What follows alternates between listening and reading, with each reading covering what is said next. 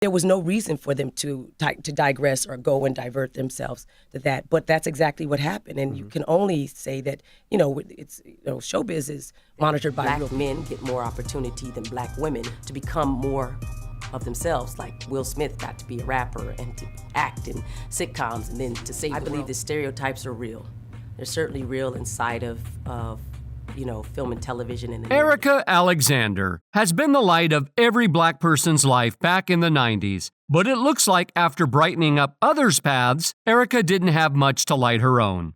Erika revealed that she had to go through the same racial injustice when it came to her career as any of the other artists of color. It's disappointing that the person who was on the front lines fighting for black representation had to go through such difficulties. Let's delve into the sad life of Erika that reflects racism at its core.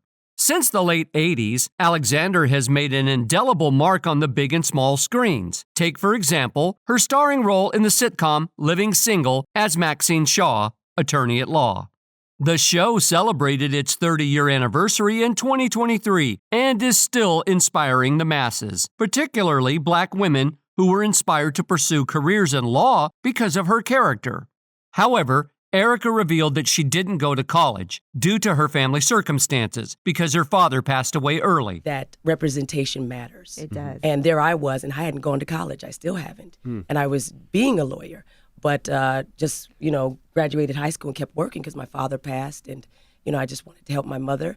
And here I was helping people go to college and become lawyers. Erika expressed her disappointment as she claimed that back in the 90s, there were many shows that portrayed a good image of the black people. However, when the future started shifting in their favor, the higher-ups started to portray a misinterpreted image, allegedly to stop the growth of black individuals.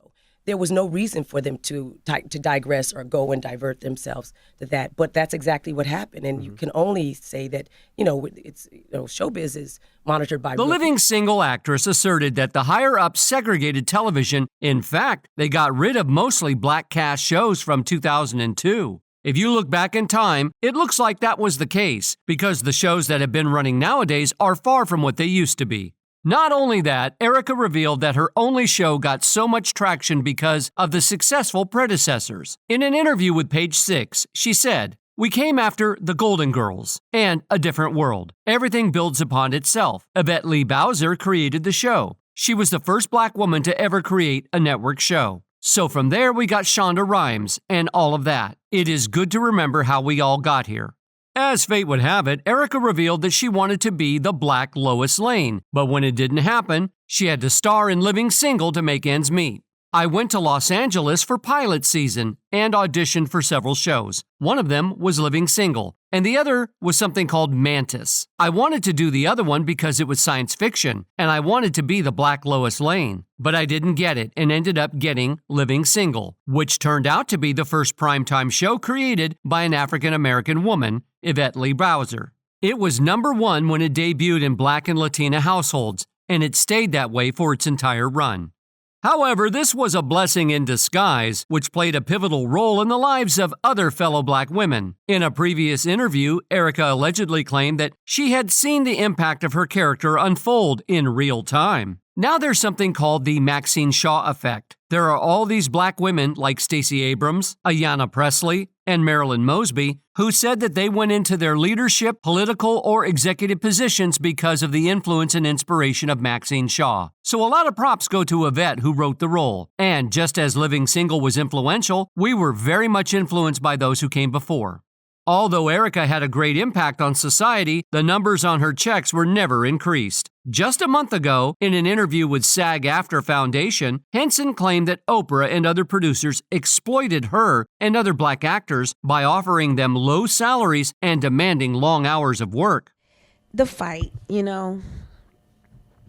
as a black woman, we do it with so much grace and get paid half the price of what we're... Well, sadly, it was also the case with Erika as well. In a recent appearance on The Breakfast Club, Erika explained that the voice Taraji P. Henson had raised has been suppressed by the industry for years. She expressed that her heart goes out to Taraji for working and making it big for so many years without much monetary acknowledgement from the industry.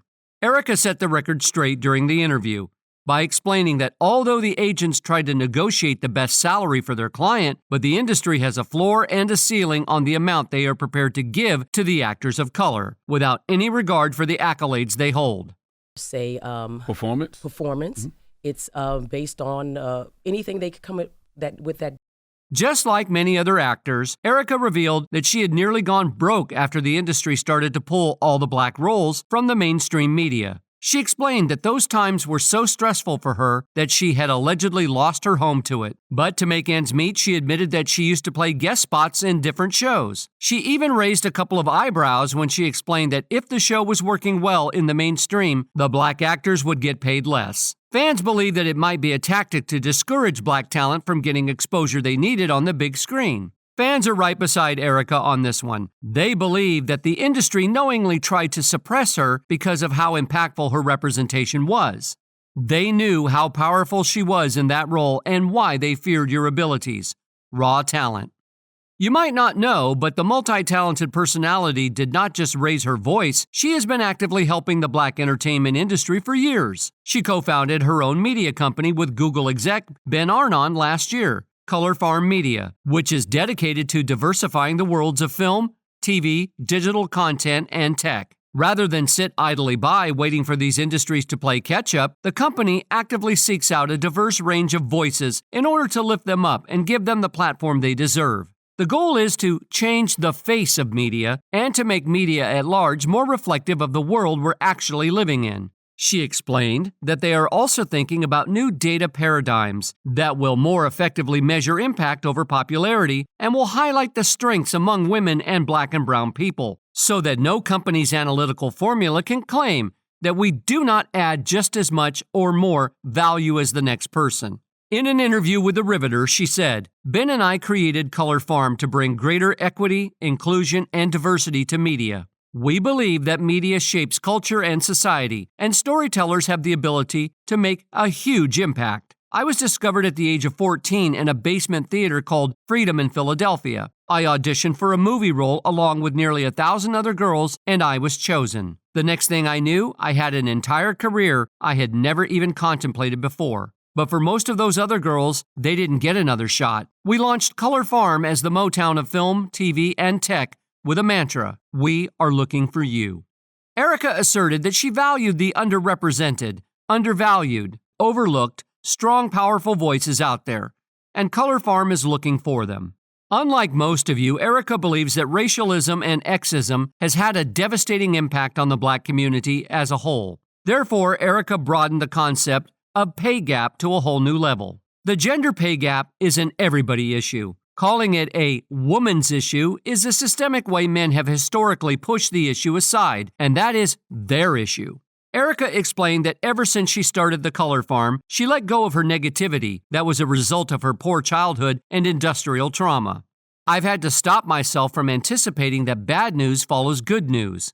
I've also had to stop rehearsing negative scenarios that create potential complications so I can protect myself from possible failures. It's a habit I developed from the disappointment of childhood and living in emotional poverty. I live on that edge. I'm preparing myself for the no. However, I've started to rehearse how to prepare myself for the yes."